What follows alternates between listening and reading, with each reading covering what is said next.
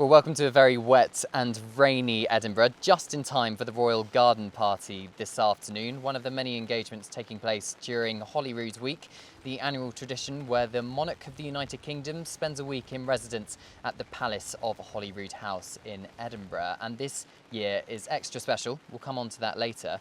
But I'm joined on this rainy rooftop by GB News' Scotland reporter, Tony McGuire. Tony, welcome to Scotland and Edinburgh, and this amazing view of Edinburgh Castle. Yes, it's certainly one of our more fantastical skylines. We do have a few of them here in Scotland, but I'm apologising from a whole country for the weather. It just kind of does this over summer. Yeah, I mean, it's fine. We're British. We're used to the weather, aren't we? Absolutely, Sure. absolutely. Yeah. So, Tony, start of a new reign. We're very soon after King Charles III's coronation. Are the Scottish people divided when it comes to support for the monarchy? It's a very good, interesting question, Cameron. I would say, first and foremost, yes. A recent poll in April from YouGov showed about a 44% approval rating for the monarchy and a 47% who stood against the monarchy. Now, that might point to quite a lot of discussion and ongoing. We do like a bit of a divisive subject here in Scotland. If it's not football and our independence, then it might as well be the monarchy. However, over the last several years, we've come quite close to the idea of what it means to be Scottish and what it means for the monarchy in the future of Scotland. And certainly, if we look at the start of the previous independence campaign in 2014, Alex Salmond, even then, he stated that in the event of an independent Scotland, that Scotland would retain the royal link and would retain the monarchy. So certainly we're not quite done talking about it yet. It's very much still part of the public discourse, but it's always interesting to see what comes from it. And of course, Queen Elizabeth II, I think it was clear from her funeral that there was support perhaps for her as an individual. But do you think it was support for her in Scotland as an individual rather than the institution?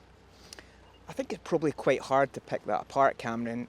Certainly, thinking back, I covered that whole period quite extensively. And the one lasting memory that will stick with me forever is the tens of thousands of people that queued all the way in Edinburgh, and weather much like this, I might add, to see her lying in state. The thousands of people who lined the route as her coffin was driven down from Balmoral, and the thousands and thousands of people who lined the streets of Edinburgh on the day that her cortege drove to St Giles. There was a real love for her up here. I wouldn't say it was universal. She certainly didn't have universal approval in Scotland, but she did have their respect, both culturally and politically.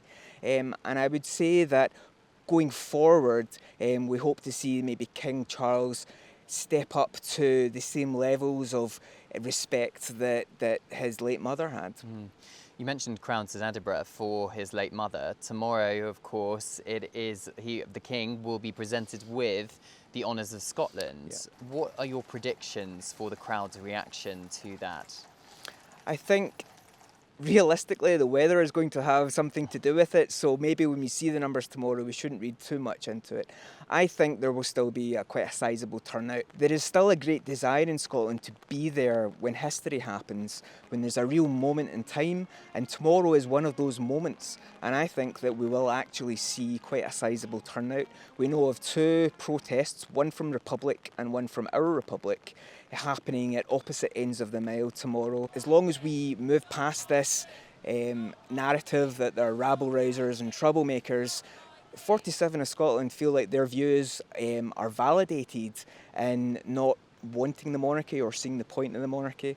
And I think that as long as they're heard and kept part of that conversation in healthy public debate, then I think we'll all benefit greatly from that. Yeah, and we certainly endeavour to cover all points of view here on GB News. Tony, you are going to be down in the crowds on the Royal Mile tomorrow, aren't you, for GB News' coverage. So do make sure you tune in to our coverage of the service of Thanksgiving, celebrating King Charles's coronation here in Scotland, and he will of course be presented with the Honours of Scotland, the oldest crown jewels in the British Isles. So tune in on Wednesday.